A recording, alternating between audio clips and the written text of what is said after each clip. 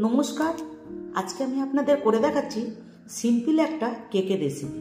খুব কম সময়ের ভেতরে সামান্য কিছু উপকরণ দিয়ে এই কেকটা আপনারা তৈরি করে নিতে পারবেন, যা খেতে খুবই ভালো হয়। বাচ্চাদের টিফিনে দিলে বাচ্চারা খুবই খুশি হয়। তার জন্য এখানে আমি দুটো পোলট্রির ডিম নিয়েছি। এরপর ডিম দুটোকে আমি ভালো করে 3 মিনিটের মতন ফাটিয়ে নেব। ডিমটাকে ফেটিয়ে নেওয়ার পরে আমি 1 কাপ চিনি গুঁড়ো করে রেখেছিলাম, সেটা দিয়ে দিচ্ছি। চিনি দিয়েও এটা আমি ভালো করে ফেটিয়ে নেব। চিনি দিয়ে 5 থেকে 6 মিনিট ফেটানোর পরে আমি এখানে 1/2 কাপ তেল দিয়ে দিচ্ছি। তেল দিয়ে আরও আমি 1 মিনিটের মতন ফেটিয়ে নেব। এখানে আমি সাদা তেল ব্যবহার করেছি। এরপর আমি 250 গ্রাম ময়দা চেলে নিচ্ছি।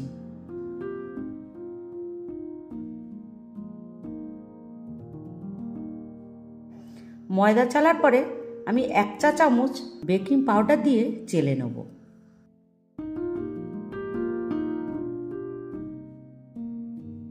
সব কিছু চালার পরে আমি ঘন করে একটা ব্যাটার তৈরি করে নেব।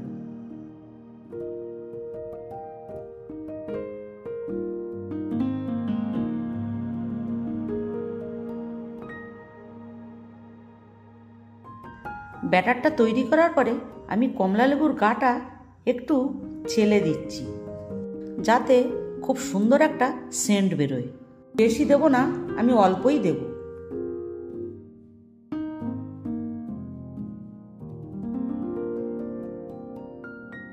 এরপর আমি 2 কোয়া কমলা লেবুর থেকে রস বের করে রেখেছিলাম, সেটাও দিয়ে দিচ্ছি। সাথে একটু ভ্যানিলা এসেন্স দিয়ে দিচ্ছি। দিয়ে ভালো করে মিশিয়ে নেব। দেখুন ব্যাটারটা কিরকম হয়েছে, ঠিক এইরকমই আপনারা ঘন করবেন।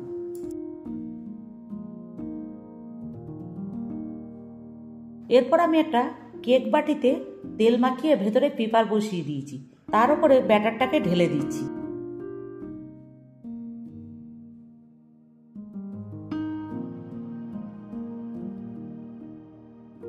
দিয়ে একটু ঝাঁকিয়ে সেট করে নেব।